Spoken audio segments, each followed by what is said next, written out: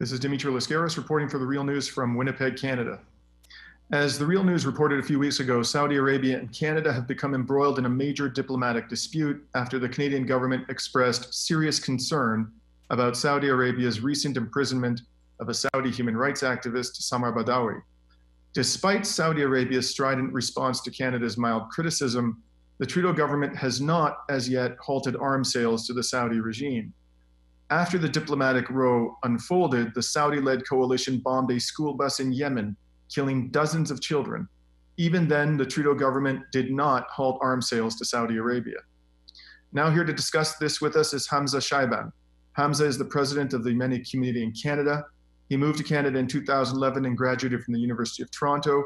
In 2017, he established the Yemeni community in Canada with the goal of raising awareness about the Saudi Western-backed war on Yemen. Hamza joins us from Toronto today. Thank you for joining us, Hamza. Dimitri, thank you so much for hosting me today, and thank you to Real News for giving me the chance to reflect on what's happening in Yemen. And that's where I'd like to start, Hamza. Could you please describe for us the current conditions in Yemen? You know, Dimitri, it will be very hard, almost impossible for me to talk in details about what's happening in Yemen because it's just unbelievable. You know, but let's look at it from different angles. For example, if we start talking about the humanitarian crisis. In Yemen, the population is 28 million, and we have almost 80% of those people, which is like almost 23 million, who are in need of humanitarian aid. You also have 18 million who are food insecure in Yemen today.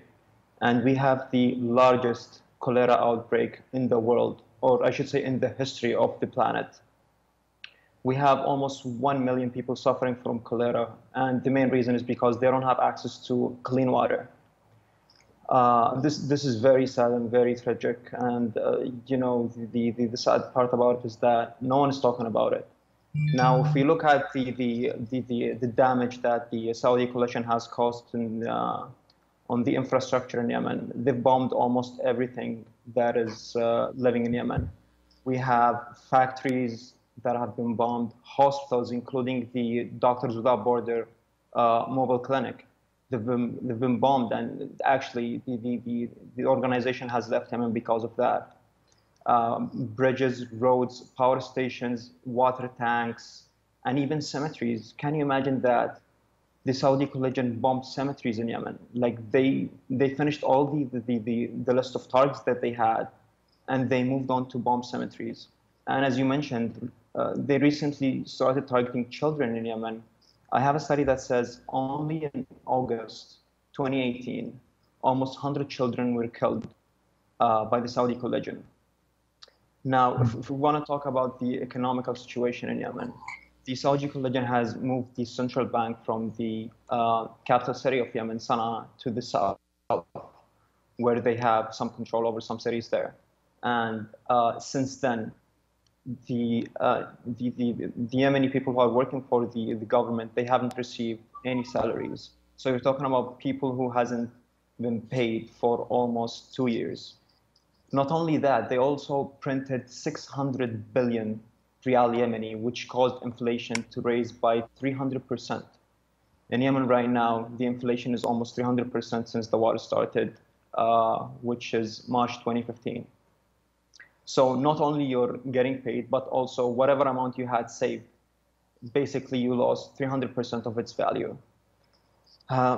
So on top of that, the food that is flowing into Yemen, or the food that Yemeni people are having, it's 90% of it is imported from outside. And so since June 2018, the Saudi coalition has been trying really hard to take over the last port, which is the Hodeidah port. Now, 90% of the food that is imported to Yemen is coming through that port. And you know exactly why they want to take over this port, because they want to control the amount of food that is flowing to almost 80% of the population of Yemen. Now, if you want me to talk about the crimes and the massacres that they've committed in Yemen, the recent one was the one that you mentioned, which is bombing the school bus in the province of Sada, northern of Yemen. But this is not the first time to actually target children or people. In 2016, the Saudi coalition bombed a funeral where almost 600 people were inside, and 200 of them were killed because of that. You know, it's very sad. It's endless, and I'll need hours and hours to talk about it. But the main point here is that the world is literally not talking about Yemen. Yemen is not mentioned enough in the media, and they're not reflecting the what's really happening in Yemen and the amount of damage that the Saudi coalition has caused in Yemen. You know, like you see a lot of media channels, they're talking about Syria and Libya and Iraq, but actually the head of the Red Cross organization in Yemen back in 2015, in August 2015, and I'm quoting him right now, he said, Yemen after 5 months of a war looks like Syria after 5 years. Now, he said that 3 years ago, and you can only imagine what's the situation like right now in Yemen. Mm-hmm. So the Trudeau government, despite the fact that it is allowing billions of arms of weaponized personnel carriers to be sold to Saudi Arabia, says that, after doing an investigation, it didn't find conclusive evidence that those arms were being used in human rights violations. And in the context of this diplomatic dispute it's having with the Saudi autocracy, it has said that it will always stand up for human rights. How do you respond to those statements? The claim that the Trudeau government always stands up for human rights and that there's no conclusive evidence those personnel carriers are being used in human rights violations. Yeah. You know, Dmitry, it's very sad because, after the Badawi whole thing happened, Freeland tweeted and she said that Canada will always stand by human rights. And a few days after that, the school bus incident happened where 51 children died. And right after that, the Human Rights Watch organization, they released a report and they said that what Saudi committed in Yemen is an apparent war crime. Yet we did not hear anything from Freeland or from the Ministry of Foreign Affairs of Canada.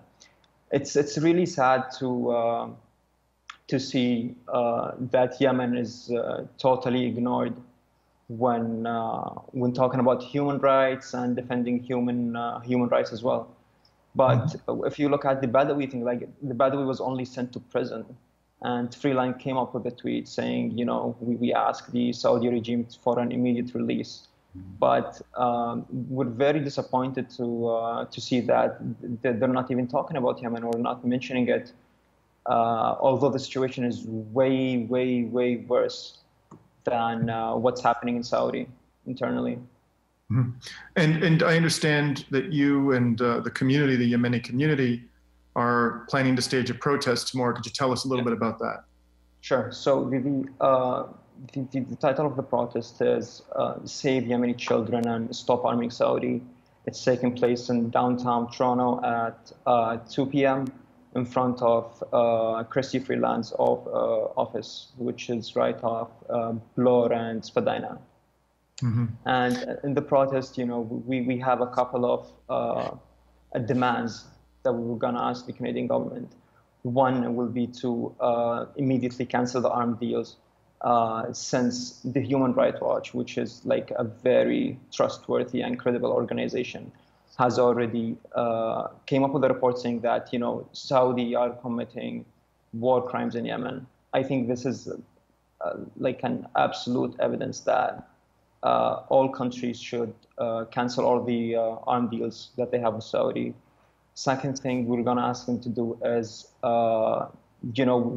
like they should work with their international partners to lift the siege on Yemen and allow food and medication to flow into Yemen, because the humanitarian crisis in Yemen is currently described by the UN as the worst humanitarian crisis in the world.